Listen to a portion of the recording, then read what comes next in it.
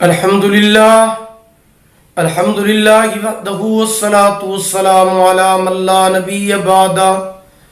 اعوذ باللہ من الشیطان الرجیم، بسم اللہ الرحمن الرحیم۔ وَإِذَا سَأَلَكَ عِبَادِي أَنِّي فَإِنِّي قَرِيبٌ أُجِيبُ دَعْوَةَ الدَّاعِ إِذَا دَعَانِ فَلْيَسْتَجِيبُوا لِي وَلْيُؤْمِنُوا بِي لَعَلَّهُمْ يَرْشُدُونَ۔ آمنت باللہ صدق اللہ مولانا العظیم۔ محترم سامعین کرام، السلام علیکم ورحمۃ اللہ وبرکاتہ۔ ہر انسان کی یہ دلی خواہش ہوتی ہے کہ اس کی دعا اللہ تعالیٰ کی بارگاہ میں ضرور قبول ہو۔ اللہ پاک بھی قرآن مجید کے اندر ارشاد فرماتے ہیں کہ وَإِذَا سَأَلَكَ عِبَادِي أَنِّي فَإِنِّي قَرِيبٌ، میرے محبوب اگر آپ سے میرے بارے میں کوئی سوال کرے تو اسے بتا دیجئے کہ میں تمہارے قریب ہوں۔ یا اللہ آپ کتنے قریب ہیں؟ اللہ پاک قرآن مجید کے اندر ارشاد فرماتے ہیں نحن اقرب الیہ من حبل الورید، میں انسان کی رگ حیات سے، شہ رگ سے بھی اس کے زیادہ قریب ہوں۔ تو جب انسان صدق کے دل کے ساتھ اور یقین کامل کے ساتھ اللہ کی بارگاہ میں دعا کے لیے ہاتھ اٹھاتا ہے، دامن پھیلاتا ہے، تو اللہ پاک اس کی دعاؤں کو اپنی بارگاہ میں ضرور قبول و منظور فرماتے ہیں۔ تو چند اوقات ایسے ہیں اور چند مقامات ایسے ہیں کہ جن کے اندر بندے کی دعا اللہ پاک ضرور قبول فرماتے ہیں۔ ان میں سے پہلا وقت جو ہے، جو سب سے افضل ترین وقت ہے، جس میں اللہ پاک انسان کی دعا کو ضرور قبول فرماتے ہیں، وہ تہجد کا ٹائم ہے۔ تہجد کا وقت ایسا قیمتی وقت ہے کہ جس میں اللہ تعالی کی رحمت انسان کے اوپر موسلا دھار بارش کی طرح برس رہی ہوتی ہے۔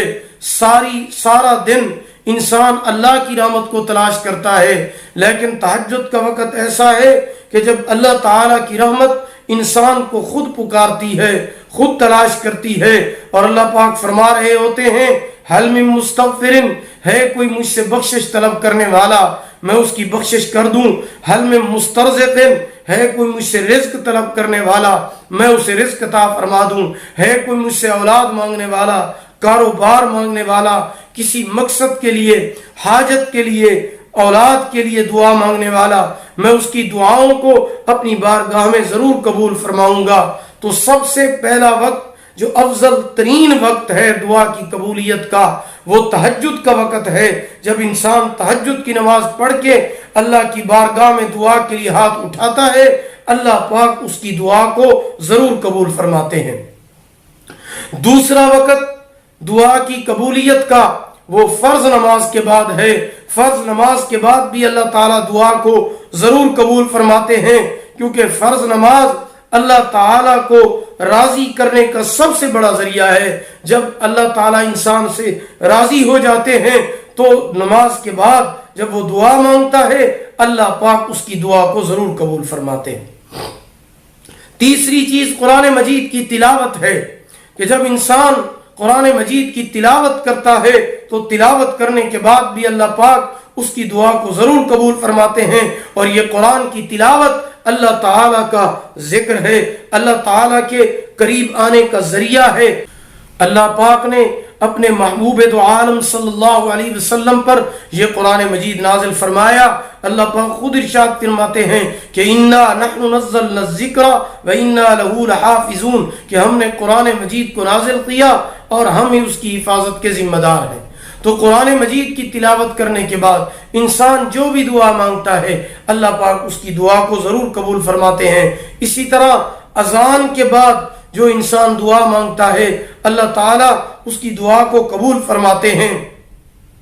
اسی طرح ہر دعا سے پہلے جو بھی آپ دعا مانگیں اس سے پہلے اول اور آخر آپ درود ابراہیمی پڑھ کر دعا مانگیں، تو یہ درود جو ہوتا ہے یہ بھی دعا کی قبولیت کا ذریعہ بنتا ہے، اللہ پاک دعا کو ضرور قبول فرماتے ہیں۔ اسی طرح جمعہ کے دن اللہ پاک دعا کو ضرور قبول فرماتے ہیں، اور جمعہ کے خطبہ کے درمیان کا جو لمحہ ہے اس وقت بھی اللہ تعالیٰ انسان کی دعاؤں کو ضرور قبول فرماتے ہیں۔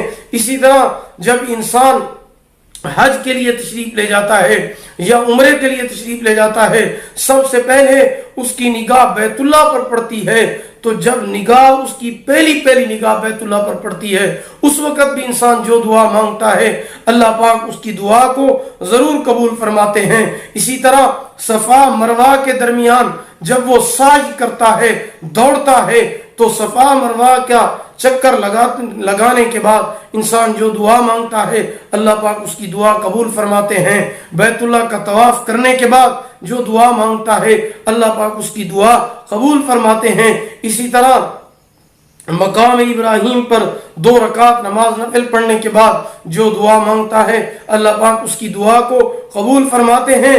صرف اتنا ہی نہیں بلکہ مسجد نبوی کے اندر جو دعا مانگی جائے وہ دعا قبول ہوتی ہے، مسجد قبلتین میں جو دعا مانگی جائے وہ دعا قبول ہوتی ہے، مسجد قباء میں جو دعا مانگی جائے وہ دعا اللہ تعالی ضرور بضرور قبول فرماتے ہیں۔